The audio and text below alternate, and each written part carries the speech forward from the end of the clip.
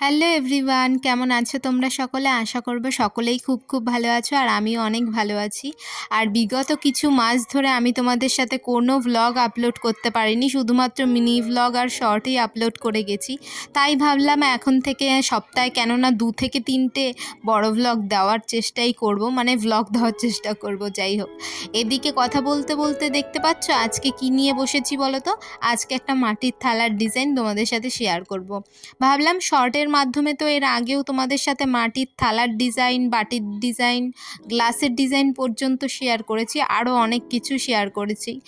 আর তোমরা এ ধরনের ভিডিও দেখতে চাইলে অবশ্যই আমার চ্যানেলটাকে সাবস্ক্রাইব করে নিও আর পুরো ভিডিওটা শেষ পর্যন্ত দেখতে থাকো। এমন অনেক কথা আছে যেগুলো আমি তোমাদের সাথে শর্ট ভিডিওর মাধ্যমে শেয়ার করতে পারি না। ওই একটা 60 সেকেন্ডের ভিডিওতে কতই বা কথা বলা যায়, তাই ভাবলাম এখন থেকে আমি তোমাদের সাথে কথা শেয়ার করবো একমাত্র বড় ব্লগগুলোতে, মানে একটু তো টাইম পাওয়া যাবে তোমাদের সাথে কথা বলার। যাই হোক, এই যে কাজটা আজকে আমি করতে বসেছি, এই কাজটাতেও আমি 2-3 বার ভুল করেছি।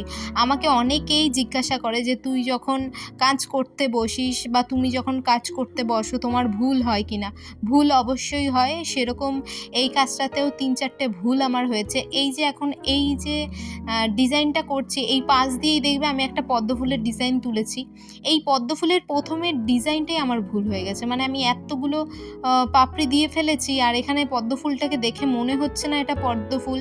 সবগুলো পদ্ম ফুল হয়ে যাওয়ার পরে যখন এই পদ্ম ফুলটা আমি দেখেছিলাম না, আমার মনে হচ্ছিল মিটিয়ে তারপর আবার করি। তখন মনে হচ্ছিল যে না, কাজটা যখন হয়েই গেছে বারবার মেটানোর কোনো প্রয়োজন নেই। তবে একদম শেষে গিয়ে আমার একটা কাজ খুবই ভুল হয়ে গেছে, যেটা আমি কিনা তোমাদের সাথে একদম শেষে শেয়ার করব, যে তোমরা দেখতে পাবে যে কিভাবে ওই জিনিসটা ক্যামেরার মাধ্যমে ধরা পড়েছে। তবে খালি চোখে দেখলে একদমই বোঝা যাচ্ছিল না এটা। এই যে আমি মা লিখছি, ময়ের ওপরের যে লাইনটা করেছি এইখানটায় না আমি একটা এরকমই একটা কলকা ডিজাইন করেছিলাম সুন্দর।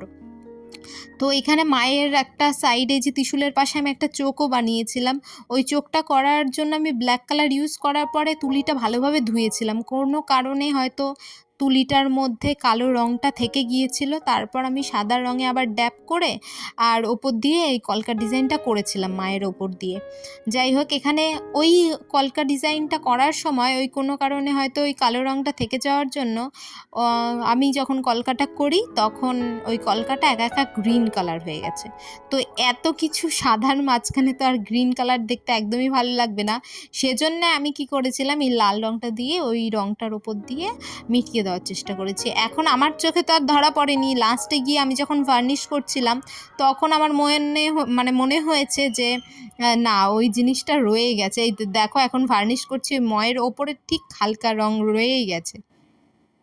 আর যাই হোক, ভুলভ্রান্তি তো হয়েই থাকে, মানুষের মাঝখানেই তো ভুলভ্রান্তি হবে। আর এদিকে মা লেখার সাইডে আমি আবার শিউলি ফুল দিয়ে ডিজাইন করেছিলাম, যেহেতু দুর্গা মায়ের আগমন বার্তা এখন আকাশে বাতাসে ছড়িয়ে রয়েছে। মানে মেঘ দেখলেই বোঝা যাচ্ছে যে কত সুন্দর মা আসছে আসছে এরকম মনে হচ্ছে। আর কথা বলতে বলতে কিন্তু আমার পুরো কাজটাই কমপ্লিট হয়ে গেছে। তোমরা কিন্তু জানিও যে আজকের কাজটা কীরকম লাগলো। আর ভিডিও ভালো লাগলে অবশ্যই একটা লাইক করে দেবে। আমার চ্যানেলে নতুন হলে কি করতে হবে তোমরা অবশ্যই সেটা জানো। একটু সাপোর্ট করো যাতে একটু এগিয়ে যেতে পারি। আজকের ভ্লগটা এ পর্যন্তই। সকলে ভালো থেকো, সুস্থ থেকো। টাটা আজকের জন্য, দেখা হবে অন্য ভ্লগে।